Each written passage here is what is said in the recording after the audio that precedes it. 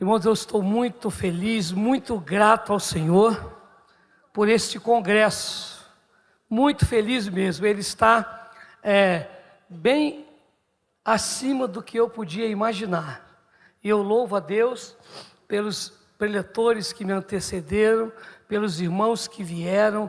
Olha, sinceramente, não haveria necessidade nenhuma de falar mais nada. Nós já ouvimos tudo que deveríamos ouvir. Como dizem aí, talvez eu vá chover no molhado, né? Porque nós já ouvimos e de uma certa forma até tudo que eu havia escrito já foi mencionado. Então eu vou ser muito rápido, eu vou sintetizar bastante, eu vou apenas relembrar algumas coisas que nós ouvimos aqui e fazer no final uma proposta a alguns irmãos que estão aqui, tá bom? Quero, antes de começar, pedir aos irmãos, com todo o amor e carinho, que a gente dê uma salva de palmas para o nosso grupo de louvor que esteve aqui durante esses dias. Vamos lá?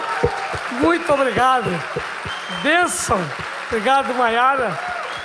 Eu estou dizendo isso porque eu acompanhei, ainda que meio que de longe, o esforço desse grupo. A minha nora, para ensaiar, abriu mão de muitas coisas para estar ensaiando, e foi uma bênção para nós aqui. Muito obrigado, tá? Vocês foram 10. Tinha gente que perguntava: de onde é esse grupo aí? Falei: esse grupo aí é da Igreja Metodista Wesleyana, que não é um grupo de uma igreja, são vários que estão lá, né? Mas podem ser contratados pela bagatela de 30, 50 mil reais. Brincadeira, irmãos. Mas é um grupo de homens e mulheres que amam a Deus e tem compromisso com o Senhor. Você quer ouvir mais um pouquinho da palavra, rapidamente? Então abra sua Bíblia aí, se você a trouxe, se não trouxe, acesse Abacuque capítulo 3, versículo 2. Esse versículo diz assim: ouvi, Senhor, a tua palavra e temi.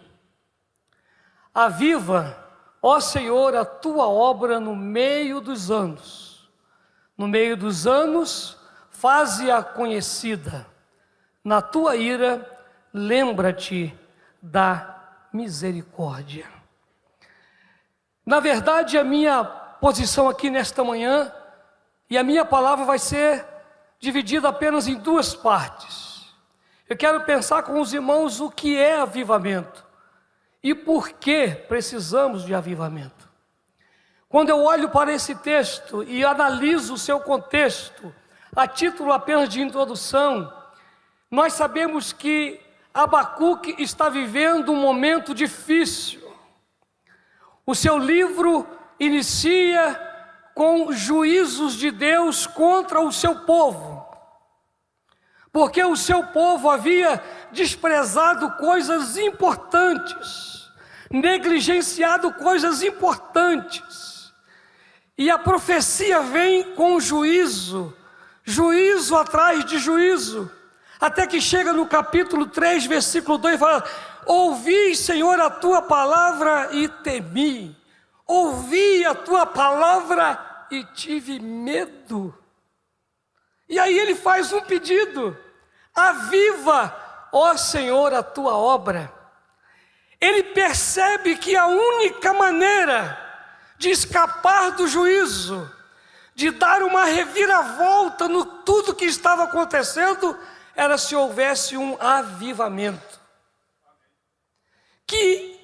O que é exatamente avivamento? Avivamento é dar um novo sopro de vida a algo que está diminuindo a sua força ou deixou de existir. Avivamento é uma visitação de Deus que traz uma alegria, uma paz incomparáveis. Avivamento é produzir uma vida nova nos crentes, um desejo de intimidade com Deus, um desejo de uma vida de santidade. Avivamento é uma alegria que não dá para explicar. Avivamento é algo que nós precisamos, eu preciso, eu quero, eu anseio. E aí vem então o corpo desta palavra, por que nós precisamos de avivamento. Quando pensávamos sobre o tema do congresso, e a Mara me deu e me dá muitas sugestões maravilhosas, né? É uma companheira sensacional que Deus me deu, demais da conta. E eu falei com ela assim, mas tem uma coisa, amor, esse congresso, ele tem que ser de avivamento. Ela não concorda, amor, nós temos que analisar. Falei, mas tem que ser de avivamento. E aquela insistência minha me levou a pensar, por quê? Por quê que tem que ser de avivamento? Por que eu preciso de avivamento? Eu vou colocar aqui algumas razões. Primeiro, precisamos de avivamento, porque nossos olhos perderam o foco. É impressionante o que nós já ouvimos aqui. Parece que o bispo Ramos, o bispo Joidil, a missionária Rosane, o pastor Hernandes, parece que eles leram o meu esboço. Pastor Silmar, parece que eles leram. Perceba que cada um deles, de alguma forma, disse que nós devemos olhar em outra direção. Perdemos o foco, nos distraímos, porque a vida tem muitas distrações, muitas, e se nós não vigiarmos, nós tiramos os olhos do que é principal, do que é prioridade, e colocamos em coisas secundárias. É uma preocupação já antiga. O salmista, no Salmo 119, no versículo 37, ele escreveu assim, desvia os meus olhos de olhar para coisas inúteis, faze-me viver no caminho que traçaste. O outro salmista, no Salmo 101, 3, diz, não porei coisa má diante dos meus olhos. Quando perdemos o foco e olhamos para o tanque, ao invés de olhar para o Senhor, quando perdemos o foco e olhamos para o cativeiro, para as circunstâncias, para o rio, e não olhamos para o Deus que está sentado no alto e sublime trono, quando olhamos as circunstâncias, irmãos, não é fácil, eu sei que não é, e eu tenho certeza, eu não penso que o avivamento ele vem para nós colocarmos os olhos no lugar certo, na pessoa certa, na prioridade certa. Eu me lembro de uma fábula que ilustra bem isso aqui, uma fábula antiga de uma garça e um cisne. A garça estava lá na beira do lago, procurando caramujos, procurando comida. E de repente ela olha e ela vê um cisne muito bonito, e ela fica impressionada com a beleza daquele cisne, e fala assim, de onde você veio? E o cisne fala assim, eu vim do céu. Aí ela fala assim, do céu? O que é isso? Onde que é o céu? E o cisne fala assim, mas você não conhece o céu? Não, o céu é um paraíso, o céu é um lugar onde as ruas são de ouro e cristal. O céu é um lugar que os muros, as portas têm pedras preciosas. O céu é um lugar que tem um rio puro, puro como cristal. E começou a dizer para a garça as belezas do céu. E a garça incomodada falou, peraí, lá tem caramujo? Aí o cisne falou assim, não, caramujo não tem. Ela disse, então faz o seguinte, fica com o teu céu, fica com o teu paraíso, que eu preciso mesmo de caramujo. E voltou a pescar os caramujos. Sabe, irmãos, o que é duro? É que Deus nos deu privilégios, nos deu famílias crentes, abençoadas, mas há filhos que preferem caramujos. Há maridos que vão atrás de caramujo. Há filhas que abandonam a casa e vão atrás de caramujo, porque perderam o foco no que é principal. E nós temos que ter cuidado, porque essa fábula, ela mostra uma verdade subjacente, e essa verdade é que nós não podemos perder o foco, a prioridade do que é a nossa vida. Quem deve ter prioridade em nossa vida? Nós temos que ser capazes de dizer não a certas coisas, pelo fato de já termos dito sim para uma vida com Cristo.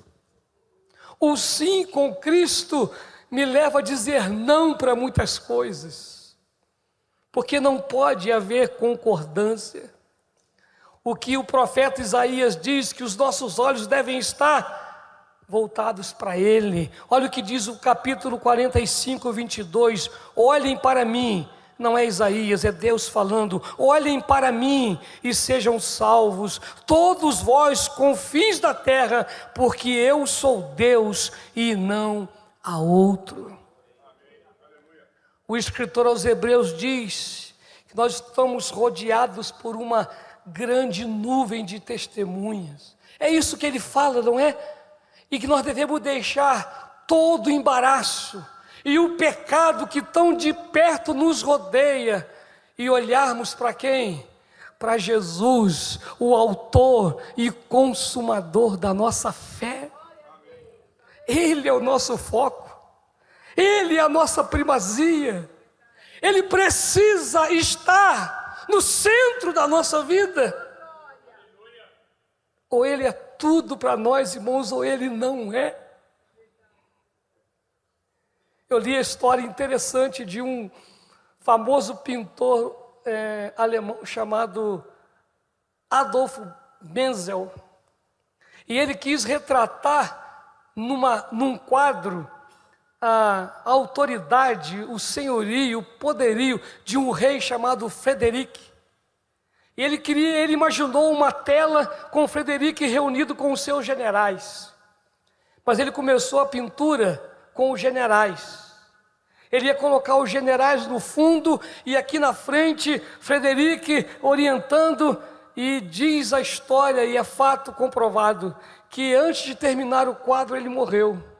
Ele só conseguiu pintar os generais e alguma coisa. Quando se olha no centro, não está o famoso e grande rei Frederic. E é uma pena, porque muitos cristãos estão deixando essa vida aqui, sem colocar no centro aquele que deveria estar no centro, aquele que é tudo para nós, aquele que é a razão da nossa existência. Você é capaz de imaginar a sua vida sem Cristo? Você é capaz de imaginar isso? Claro que não. Mas que lugar Ele tem no nosso coração? Qual é o foco dos nossos olhos? O que estamos olhando? O que tem tomado o nosso tempo? O que tem sido prioridade para nós? E eu escrevi para mim mesmo nesta manhã: eu preciso de um avivamento, porque eu quero colocar meus olhos na prioridade certa. Eu quero colocar meus olhos na única razão da minha alegria, do meu viver, que é o Senhor Jesus. Eu preciso de um avivamento, porque nós precisamos de um avivamento, porque nossos corações ficaram desanimados. Irmãos, às vezes a vida é dura. A jornada cristã, quem falar que é fácil não está falando verdade. Vocês lembram do que a missionária Rosane disse aqui? Você é uma vara na videira, dando fruto. Aí ele fala assim: eu vou te limpar, para dar mais fruto ainda. Quando os filhos de Deus se manifestam e aparecem na presença de Deus, Satanás está no meio, e Deus fala assim: da onde você vem? Eu vim da terra. Você viu lá o meu servo Jó? Não há na terra homem semelhante a ele, homem reto, íntegro, temente a Deus e que se desvia do mal. Para que Deus falou isso? Satanás também, o Senhor dá tudo para ele. E por ele ser um homem reto, íntegro, temente a Deus, se desviava do mal, Deus permite Satanás tocar na vida dele. A vida cristã não é fácil. A limpeza que Deus faz na gente não é fácil. E algumas vezes, nosso coração desanima. Um dos cânticos que temos cantado ultimamente é sensacional. Perseguidos, mas não abatidos. Qual outro? Perplexos, mas não desanimados.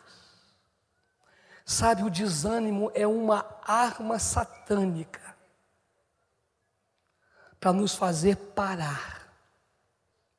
E o salmista no Salmo 119 escreveu assim, no versículo 107, estou muito aflito. Ele está dizendo assim, eu estou muito desanimado. Mas aí ele fala assim, aviva-me, ó Senhor, de acordo com a tua palavra. Aí o salmista no Salmo 138, 7 fala assim, ainda que eu ande no meio de angústias, o Senhor vai me reviver. Obstáculos não podem parar a igreja. Desânimo não pode fazer parte da nossa vida. Ah, mas acontece, mas nós temos que nos levantar contra. Temos que nos lembrar que apesar do caminho ser difícil, eu não posso ficar desanimado. E eu vou dizer uma coisa aqui, não fica perto de quem é desanimado não. Porque quem é desanimado desencoraja a gente. Só fala coisas que não devia falar. Sabe o que eu descobri? Que teve uma guerra chamada Guerra dos Boreéis. Lá na África do Sul, uma guerra, e sabe o que aconteceu? Um cidadão foi preso e condenado a 1 ano de prisão. Mas ele não era inimigo não. Ele não fez nada errado contra o governo dele não. Sabe o que ele fazia? Desencorajava as pessoas. Essa guerra vai acabar com a gente. Isso aí não vai dar coisa boa não. Ele só ficava assim. Sabe o que a corte marcial da África da cidade do Cabo fez? Sentenciou ele à prisão, 1 ano preso para aprender a falar coisas boas. Não ia ter cadeia para todo mundo. Por isso o salmista fala assim, que as palavras da minha boca e a meditação do meu coração sejam agradáveis na tua presença, ó Senhor, força minha e redentor meu. Não anda com quem é desanimado não, meu irmão. Fala com ele, toma jeito, rapaz. Está tudo difícil, mas tem um Deus sentado no trono. Está tudo difícil, mas Ele tem a história na mão dEle. O que está acontecendo aí, tá? Sabe por quê? Porque Ele está permitindo. E se Ele está permitindo, nós vamos crescer em alguma área na nossa vida. Irmãos, eu estava essa madrugada, pregador é engraçado, não sei os outros, mas eu sou. Eu estava pregando para mim nessa madrugada, tentando relembrar os pontos. Aí me veio assim, Jamê, você conhece um cara que não era desanimado, que tinha um foco certo? Era um tal de Jó. Eu falei assim, mas Senhor, por quê? Porque Jó, Jamê, perdeu tudo que ele tinha. Não conseguia entender o que estava acontecendo. Ele não via razão para aquilo. Ele perde tudo que ele tem. Mas esse mesmo Jó fala assim, apesar de não saber o que está acontecendo, eu sei de uma coisa. Apesar de ter morrido quase tudo, tem uma coisa minha que está viva. Sabe o que eu sei? É que o meu Redentor está vivo. E ele vai se levantar sobre a terra. Esse cara tem o foco certo ou não tem? Quando todo mundo vem dizendo que o negócio está feio, ele cai no chão, rasga sua roupa e ele adora a Deus. Que coisa maravilhosa.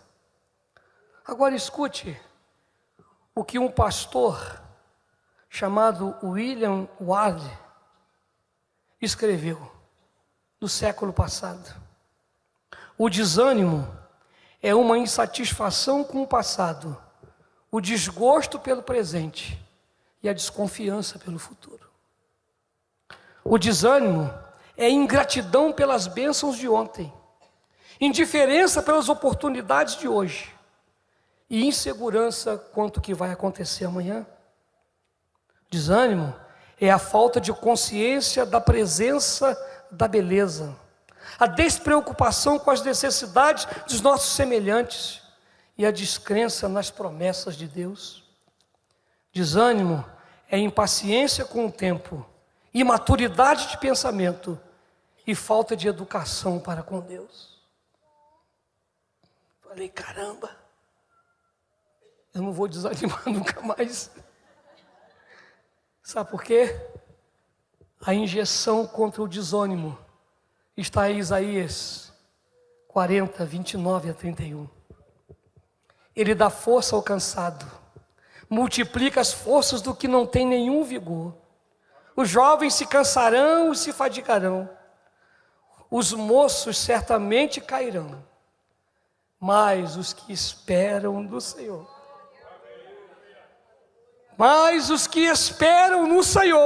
renovarão as suas forças, subirão com asas como águia, correrão e não se cansarão, caminharão e não se fatigarão. É o avivamento que traz e expulsa o desânimo do nosso coração. Nós precisamos de um avivamento, porque a nossa alegria foi diminuída. Eu não sei se aconteceu isso com vocês, mas de uma certa forma a alegria de todos foi diminuída.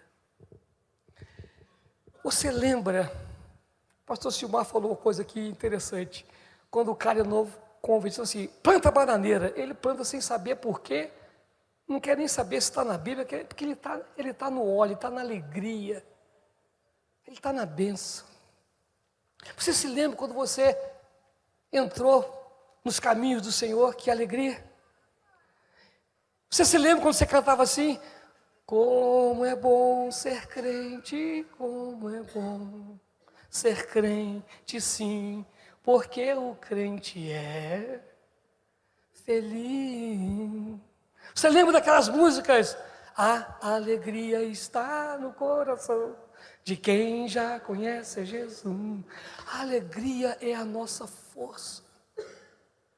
E quando essa alegria diminui, seja pelas distrações, seja pelo desânimo, seja pela desilusão da vida, seja o que for que diminua essa alegria, a gente começa a correr atrás dela e às vezes, e muitas vezes, nós a buscamos no lugar errado.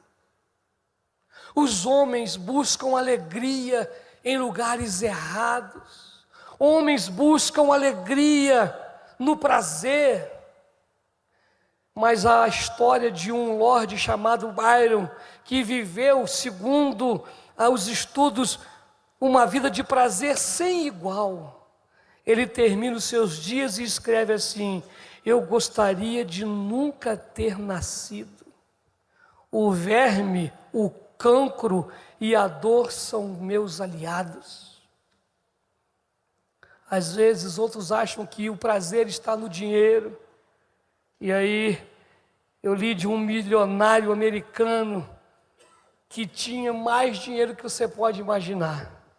E quando ele morre, antes de morrer, ele diz assim: eu acho que eu sou o mais miserável homem da terra. Outros buscam alegria em posição e fama. Outros em glória. Eu vou resumir aqui. Alexandre o Grande conquistou o mundo da sua época, e depois que ele fez isso, ele entrou na tenda e começou a chorar, e disse assim: não tem nada para eu conquistar mais. Sabe qual o problema? É que esses homens pensam que a alegria está no que eles têm e no que eles fazem. A alegria do cristão não se confunde com prazer. A alegria do cristão, olha só, não é a satisfação do corpo. A alegria do cristão é a satisfação da alma. Por isso essa alegria, ela não é uma alegria natural, ela é uma alegria sobrenatural. E Charles Spurgeon escreveu assim: olha, eu oro por aqueles que perderam a alegria e pensam que perderam uma coisa pequena. Porque a alegria do Senhor é a razão, é a força para vivermos, é a razão para nós continuarmos a fazer a obra, para frutificar, para olhar. Eu não posso viver sem essa alegria, que não depende de coisas que eu ganho, que não depende de coisas que eu faço. Essa alegria não está fora de mim, ela está dentro de mim. Ela é a alegria do Senhor, e essa alegria nasce no interior de um coração cheio do Espírito Santo.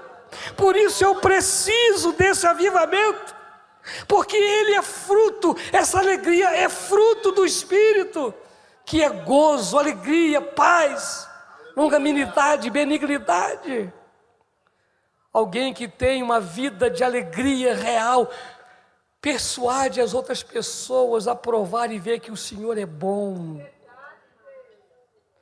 Persuade as pessoas a confiar no Senhor, porque felizes são aqueles que confiam no Senhor. Mais do que felizes, a palavra é felicíssimo. Mais do que feliz é aquele que confia no Senhor. Mas quando essa alegria vai diminuindo, pelas coisas que nos cercam, pela pandemia, pelas perdas de pessoas que amamos e amávamos, quando a alegria vai diminuindo, eu preciso de um avivamento, porque ele vai trazer de volta aquela alegria que o Espírito Santo coloca em nós, que não é natural, é sobrenatural. Por fim, precisamos de um avivamento, porque o nosso trabalho foi interrompido, irmãos.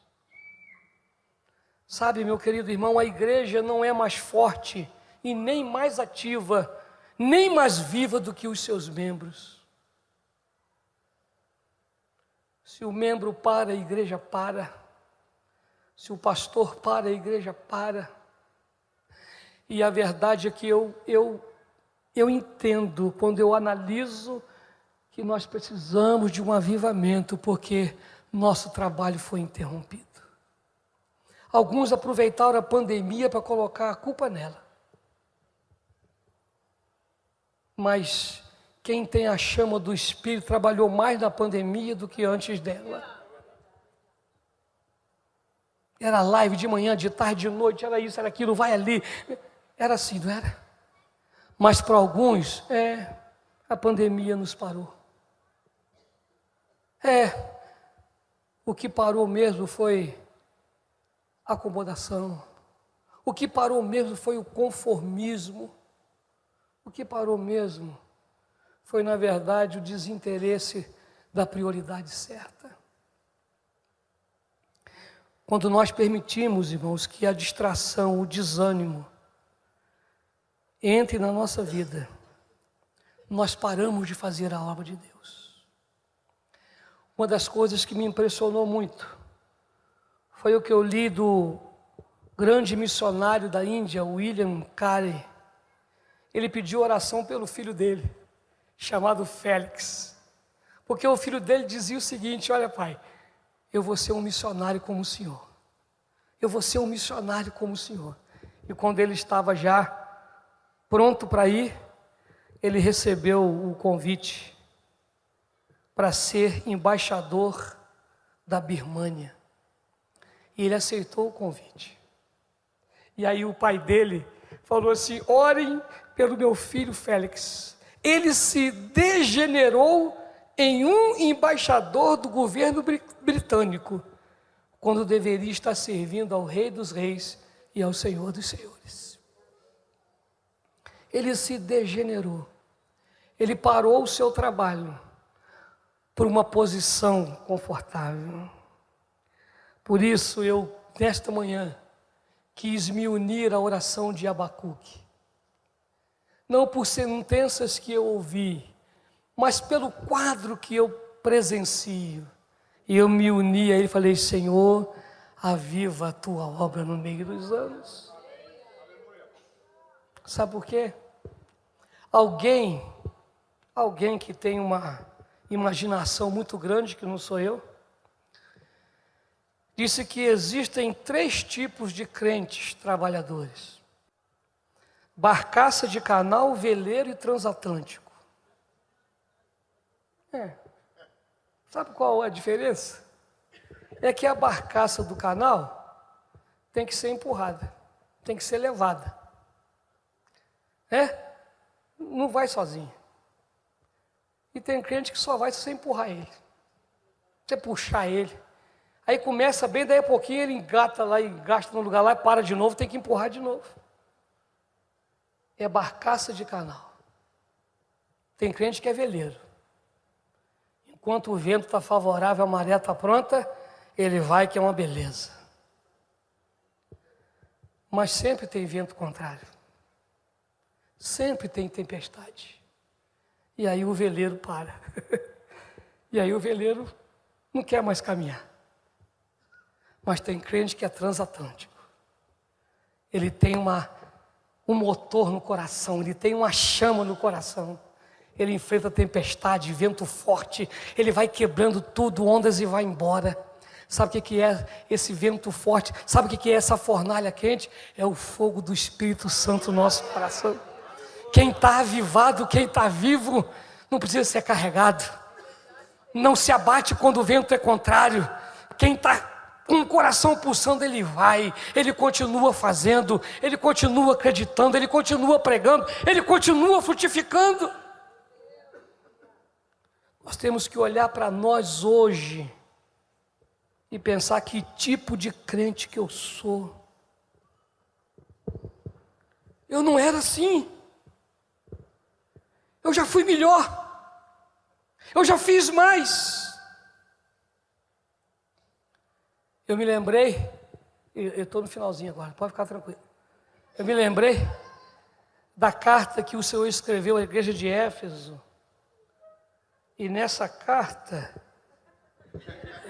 quando eu olhei eu assustei. Queria acabar meio dia e meio. Nessa carta ele elogia aquela igreja, mas ele fala assim: mas eu tenho, porém, contra ti, que abandonaste o primeiro amor. Era o problema daquela igreja. Mas no fundo é o problema de quase todo mundo. Porque aquele ardor, aquele primeiro amor, aquele negócio de plantar bananeira, sem querer saber por quê, aquele negócio de falar assim: onde tem vigília? Ah, é lá no morro, eu vou. Ah, eu vou. Onde for hoje? Onde é vigília? Ah, no morro. Não, lá está meio frio. Se ainda fosse numa casa. Quando você é crente novo, você não quer saber se vai estar frio, se vai estar quente, se vai ter café, se você quer ir para a vigília, porque você quer ter intimidade com Deus. Tem evangelismo 3 horas, você não quer saber quem vai jogar, você não quer saber se está quente, você quer estar no evangelismo 3 horas, porque anunciar Jesus é muito melhor do que qualquer coisa que você pode imaginar. Sabe o que Jesus fala para aquela igreja? Lembra? Arrepende e pratica as primeiras obras. Lembra? Arrepende, pratica as primeiras obras. E eu vou concluir. Da minha ótica, precisamos de um avivamento, porque nossos olhos se distraíram, porque nossos corações ficaram desanimados, porque nossa alegria foi diminuída, e porque o nosso trabalho foi interrompido. Avivamento traz temor de Deus no nosso coração, traz arrependimento, traz aversão ao pecado, traz alegria genuína e nos faz dar frutos para Deus. E eu vou terminar minhas 3 últimas frases. Seja honesto diante de Deus hoje. Porque se você não for, não vai adiantar nada. Ele conhece a sua vida. Ele sabe a sua necessidade. E Ele te trouxe aqui para mudar a sua história. Talvez essas 3 frases finais não haveria necessidade nenhuma de dizer. Porque o que eu já fui ministrado e já chorei aqui, meu Deus, eu imagino que o mesmo já aconteceu com os irmãos. Mas a Mara falou uma coisa ali que mexeu comigo. Tem que ter uma sobremesazinha, né?